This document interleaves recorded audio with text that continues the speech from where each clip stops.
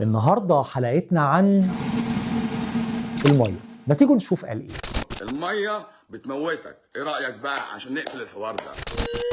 كل الأديان السماوية كانت بتتكلم عن أهمية المية، إن المية مكون أساسي من مكونات الجسم. تقريبا 40 ل 80% من جسم حضرتك يا عزيزي الطيب متكون من مية. تخيل إن الإنسان البالغ لو راجل محتاج 3 لتر و700 ملي، بينما السيدة 2 لتر و700 ملي.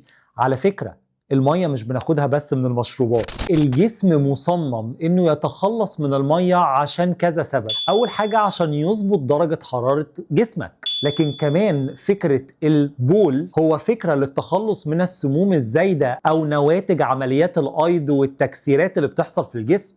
وبالتالي حضرتك لو ما شربتش ميه انت مش بتشغل سيستم التخلص من الفضلات. ده احنا حياتنا كلها بنعلم طلبة الطب انه لون البول بتاعك بيقول صحة جسمك. الخلاصة بدون شرب مية كافي كل عملياتك الحيوية الحقيقة انها بتبوظ، من المخ، من التنفس، من الجهاز الهضمي. يعني من غير مية جسمك كل الوظائف بتاعته هتتلخبط.